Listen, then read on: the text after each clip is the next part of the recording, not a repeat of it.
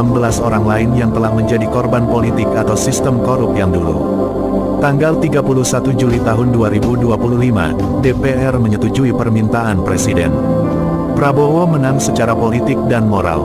Ia tidak hanya menghukum, tetapi juga mengampuni dengan hati seorang negarawan. 4. Bukti-bukti yang terungkap. Rekaman CCTV Istana dari Desember tahun 2023 yang menunjukkan kosongnya kegiatan Presiden. Data rekam medis Rumah Sakit Kepresidenan yang menunjukkan Jokowi wafat akibat komplikasi jantung dan ginjal.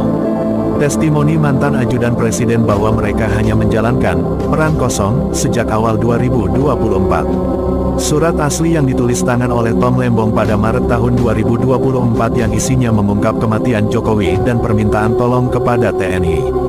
5. Arahan Tuhan dalam kasus ini.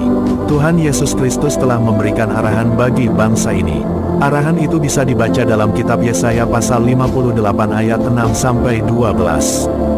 Bukan, berpuasa yang kukehendaki ialah, supaya engkau membuka belenggu-belenggu kelaliman, melepaskan tali-tali kuk, memerdekakan orang yang teraniaya, dan mematahkan setiap kuk, supaya engkau membagi-bagikan rotimu kepada orang yang lapar dan membawa ke rumahmu orang miskin yang tak punya rumah, apabila engkau melihat orang telanjang, supaya engkau memberi dia pakaian dan tidak menyembunyikan diri terhadap saudaramu sendiri.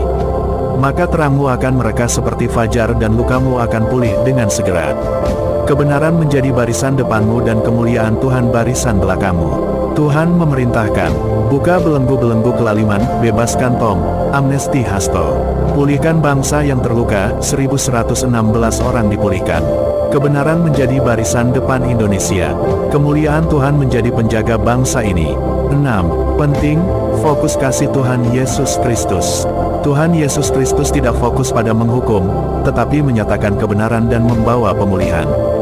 Dari awal, Yesus telah mengarahkan Prabowo untuk tidak membalas dendam, mengungkap kebenaran secara perlahan tapi pasti, menyelamatkan mereka yang bertobat, mengembalikan kepercayaan rakyat kepada negara.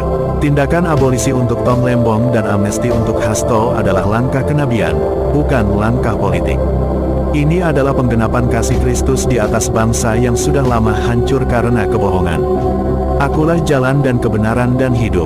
Yohanes pasal 14 ayat 6. Tuhan Yesus adalah pemilik kebenaran terakhir. Ia sedang memulihkan bangsa ini. Siapa yang merendahkan diri, akan diangkatnya. Siapa yang bertobat, akan diselamatkannya. Siapa yang menolak terang, akan hancur dalam gelap. Tuhan Yesus sedang bekerja di Indonesia. Hari ini, kita melihat terangnya menyala. Prabowo hanya alat, kemuliaan hanya milik Allah.